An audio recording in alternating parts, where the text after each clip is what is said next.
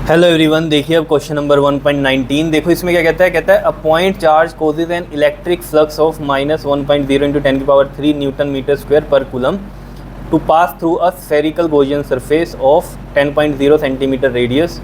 Centred on the charge. ठीक है, अब देखो ज़रा ये क्या कह रहा है आपको, ये Gaussian surface radius centred on the charge मतलब क्या कह रहा है। ये कहता है एक पॉइंट चार्ज है, ठीक है, एक पॉइंट चार्ज है यहाँ पर, और इसकी वजह से इलेक्ट्रिक फ्लक्स है वो कितनी है, 1.0 इंटू में 10⁻³ न्यूटन मीटर स्क्वायर पर कूलम। ठीक है, तो पास हुआ स्फेरिकल गॉसियन सरफेस है एक, ठीक है, स्फेरिकल है गॉसियन सरफेस एक,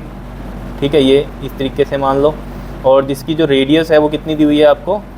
10.0 सेंटीमीटर, मतलब कितना हो गया ये 10.0 पॉइंट, वैसे तो 10.0 तो 10 ही होता है वो, देखो पॉइंट हटाओगे तो ऑब्वियस बात है नीचे 10 लगेगा, ये इससे कट जाएगा, तो 10 ही होता है। ठीक है, 10 सेंटीमीटर की रेडियस है, ठीक है जी, 10 सेंटीमीटर की रेडियस है। अब वो आपसे क्वेश्चन में क्या कह रहा है ये तो समझ गए ना आप, यहाँ पर क्या हो रहा है,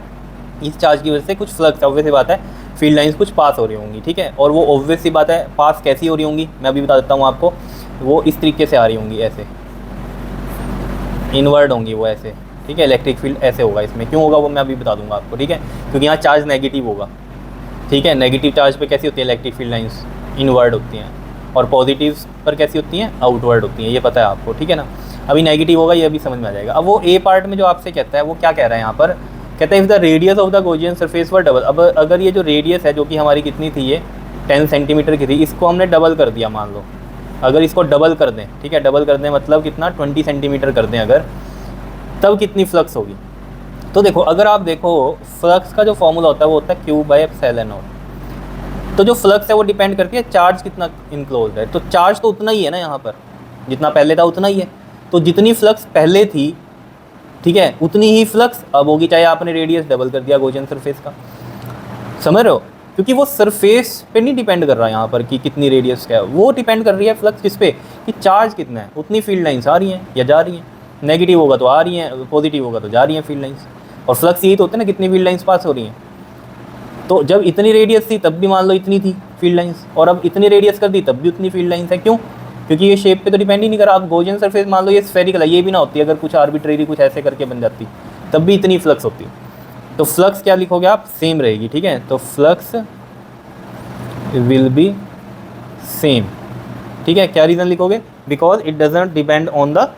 शेप, ठीक है, तो आप यही चीज़ यहाँ पर लिख सकते हो, चार्ज इनक्लोज्ड क्योंकि क्या है वो सेम है, flux will be same because charge enclosed is the same. Clear है इतनी बात, ठीक है, तो चाहे रेडियस आपने 10 रखी चाहे आपने 20 रखी,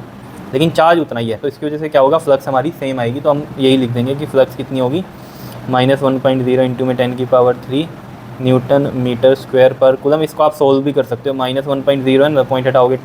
10 लगेगा, और ये 10⁻³ ये इससे कट गया तो कितना आ गया, -10⁻³ न्यूटन मीटर स्क्वायर पर कूलम, ऐसे आप लिख सकते हो जैसे कि आपकी बुक में दिया होगा, ठीक है, क्लियर है।